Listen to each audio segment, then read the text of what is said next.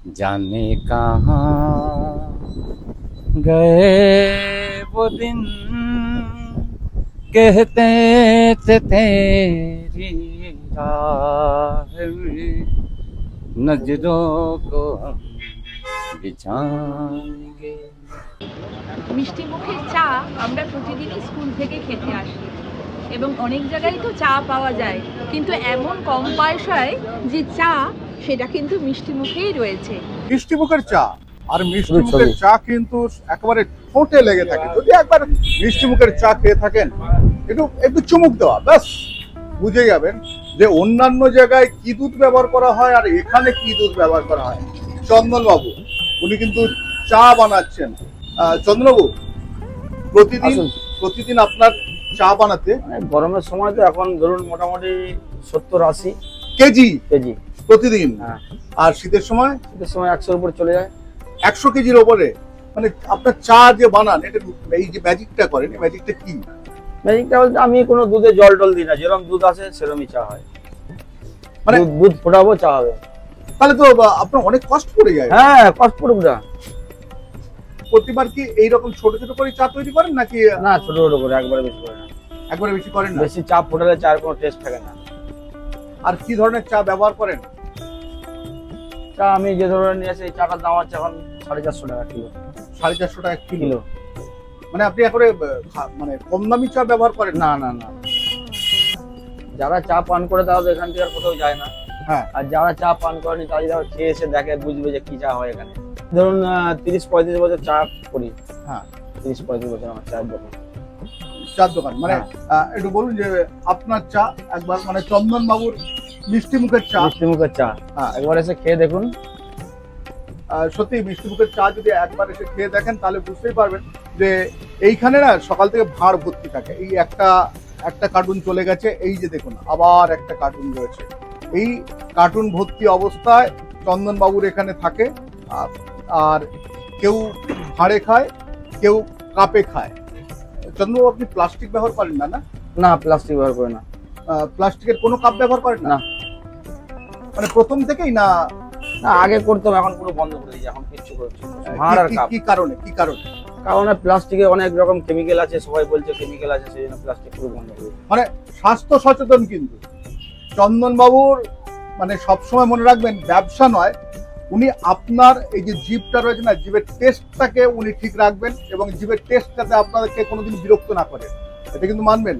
আপনার জিভে যদি অন্য ধরনের টেস্ট আছে, আপনি কিন্তু বিরক্তি ফিল করেন এবং সেই বিরক্তিটা দিয়ে এখন যে দোকানদার তার উপর পড়ে, সেইটা কিন্তু খুব ভালো করে মনে রাখে চন্দনবাবু। আর চন্দনবাবু তার জন্য মিষ্টির সঙ্গে চাটা রেখেছেন। চন্দনবাবু আমার এই মানে প্রথম যখন থেকেই মিষ্টির দোকান, তখন থেকেই চা আমার বন্ধ। আমার চা থেকেই শুরু সবকিছু। কখন থেকে পাওয়া যায়? চা সকাল 5:30 থেকে রাত্রি 11টা অবধি। রাত্রে 11টা অবধি। আচ্ছা, চায়ের দাম কত বেশি রেখেছে? চায়ের দাম কমই আছে, কাপে 8 টাকা, ভাড়ে 12 টাকা। বাস। ভাড়ে কত ml হয়? 100 ml। 100 ml? হ্যাঁ। ভাড়ে 100 ml। আর কাপে কত হবে? ওই কত 70 ml, 80 ml। 70 ml, 80 ml, 60 ml ওটা বলে, 60 ml। তাহলে সুলভে চা। বুঝতে পারলেন, সুলভে চা। আমরা একটু আগে চা খেয়েছি, আমরা আবার চা খাবো। চন্দন বাবু কিন্তু বারবার ধরে আমাদের বলছেন, আর এখানে এসে কিন্তু আমরা চা খাই। আপনি চা খাবেন? হ্যাঁ, তাহলে চন্দন বাবুর চা আমিও একটা খাবো। বুঝতে পারছেন যে চন্দন বাবুর চা মানে বিখ্যাত চা।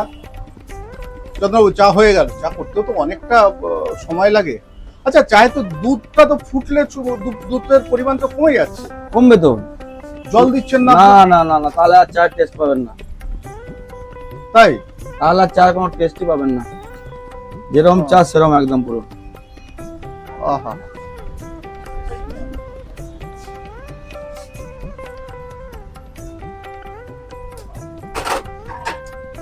আবার এই চন্দন বাবুর এটা আমার বিনা চিনি চা। হ্যাঁ চন্দনবাবু, আপনার চাটা অসাধারণ, অসাধারণ চা। মুখে দিলে না দুধের টেস্ট সঙ্গে চা। বাঙালিরা তো দুধ এবং চা খেতে পছন্দ করি। তবে বেশ কিছু জায়গা রয়েছে, আমি আপনাদেরকে বলছি যে ওই দেখবেন ক্যানে করে দুধ নিয়ে আসে। এর আগেও আমি খবর করেছিলাম, সেখানে দুধ কিন্তু ভেজাল দুধ বিক্রি হয়। সেই ভেজাল দুধের চা এটা নয়, এটা করে নেট মহিষের দুধ, এই মহিষটা আমাদের মহিষের দুধ যা আছে 1 কিলো দুধে 250 গ্রাম ক্ষীর হবে। তাই? হ্যাঁ, 1 কিলো দুধে 250 গ্রাম ক্ষীর হবে, 1 কিলো কম হবে না। আর অন্যান্য জায়গায় এবারে জল মারা দুধ, যারা ক্ষীর না মারা তারা ধরা পড়ে। আমার তো মিষ্টির দোকান থেকে দুধ ওখান থেকে হয়ে জাল হয়ে আসে, এখানে দুধটা মানে আগে ওখানে দেখে নিই যে আমার ক্ষীর ঠিক হচ্ছে কিনা, না ক্ষীর ঠিক হলে আমি দুধ দেবো না।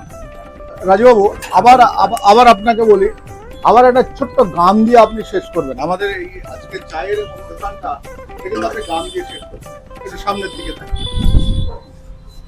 বলুন। जाने कहाँ